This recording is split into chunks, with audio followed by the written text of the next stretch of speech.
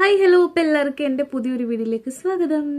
ഞാനിത് പൂജ എടുത്തൊരു വീഡിയോ ആണ്. അതായത് നമ്മൾ പൂജ വെച്ചിട്ട് എടുക്കുമല്ലോ, ആ ഒരു ദിവസം എടുത്തൊരു വീഡിയോ ആണ്.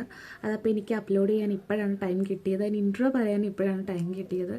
മാത്രമല്ല അതായത് അന്നത്തെ ഒരു വീഡിയോ ഒരു ഡേ മൈ ലൈഫ് പോലെ എടുക്കണമെന്ന് വിചാരിച്ചതാണ്, പക്ഷെ പറ്റിയില്ല. കാരണം ഞാൻ മറന്നുപോയി.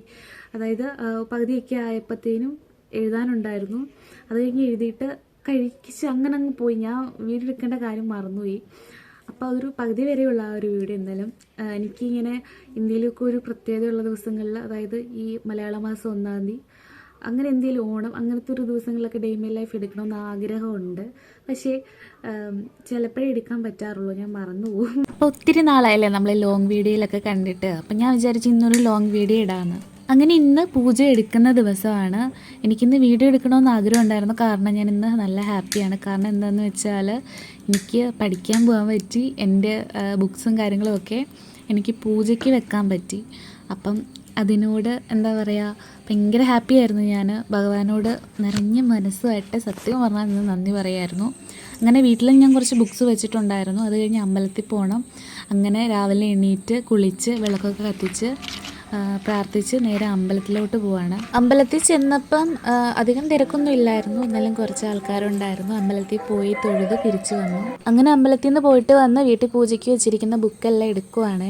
എൻ്റെ മുഖത്ത് ഈ മ്ലേച്ഛത വേറൊന്നുമല്ല, കാരണം പൂജ എടുത്തു, ഇനി അങ്ങോട്ട് പഠിക്കാനും എഴുതാനും തുടങ്ങണമെന്നുള്ളൊരു സങ്കടമാണ് ആ മുഖത്ത് കണ്ടത്. അമ്മ രാവിലെ അങ്ങനെ ബീട്രൂട്ട് തോരൻ വെക്കാനുള്ള പരിപാടികളൊക്കെയാണ്. രാവിലെ അമ്മയാണ് സാധാരണ എണീക്കാറ്. അമ്മയാണ് ചോറ് വെക്കുന്നതും കറി വെക്കുന്നതും ഒക്കെ. നേരമില്ലാത്ത നേരത്ത് ഞാൻ അമ്മയോട് ഹായ് പറയാൻ പറഞ്ഞേന് അമ്മ വേറെ എന്തോ കാണിച്ചിട്ട് പോകുന്ന പോക്കാണത്. അങ്ങനെ അമ്മയ്ക്ക് ഇന്ന് പോകണമായിരുന്നു. അങ്ങനെ അമ്മ ജോലിക്ക് പോയി. ആ ഒരു ടൈമൊക്കെ ആയപ്പോഴത്തേനും തനക്കുട്ടി എണ്ണീറ്റിട്ടുണ്ട്.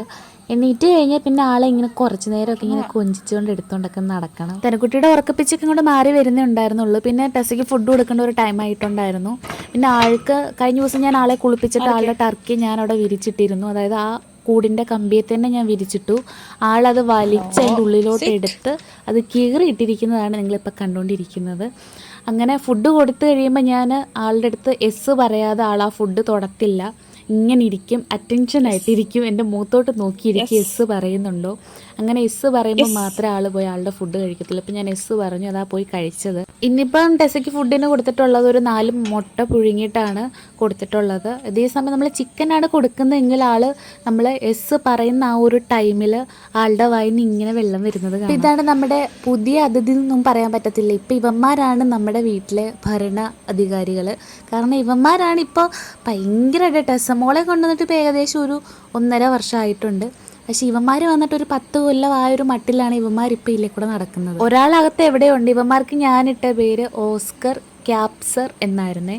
പക്ഷേ തനുവിന് വിളിക്കാനുള്ളൊരു ബുദ്ധിമുട്ട് മൂലം ഇപ്പം ആദു യാദു എന്നാണ് വിളിക്കുന്നത് 2 പേരെ. അങ്ങനെ അതെല്ലാം കഴിഞ്ഞ് കുറച്ച് ഡ്രസ്സ് അലക്കാനുണ്ടായിരുന്നു. അതെല്ലാം അലക്കിയിട്ടിട്ട് അലക്കിയിടുകയാണെങ്കിൽ കുറച്ച് പണി ഒഴിഞ്ഞു. അലക്കി തൂത്തുവാരിക്കെ കഴിഞ്ഞാൽ പിന്നെ നമുക്ക് എവിടെയെങ്കിലുമൊക്കെ ഇരിക്കുക. ഇപ്പം തന്നെ നല്ല ഉറക്കമാണ്. കാരണം ആളുടെ ഉറക്കം കൂട്ടി ശരിയായില്ല. ആൾ പിന്നെയും കിടന്നുറങ്ങി. അങ്ങനെ ഞാൻ ഡ്രസ്സെല്ലാം അലക്കി. അങ്ങനെ അലക്കി കഴിഞ്ഞ് ഇതിപ്പോൾ മഴയുടെ ഒരു സമയമായതുകൊണ്ട് ഞാൻ വെയിലത്തിടുന്നില്ല. ഇത് നമ്മുടെ സൈഡിൽ ഇങ്ങനെ പടുത ഇങ്ങനെ കിട്ടിയിട്ടുണ്ട്. ഈ വിറകൊക്കെ സൈഡിൽ വെച്ചിട്ടുണ്ട്. അപ്പോൾ അവിടെ ഇങ്ങനെ അയ കെട്ടിയിട്ടുണ്ട്.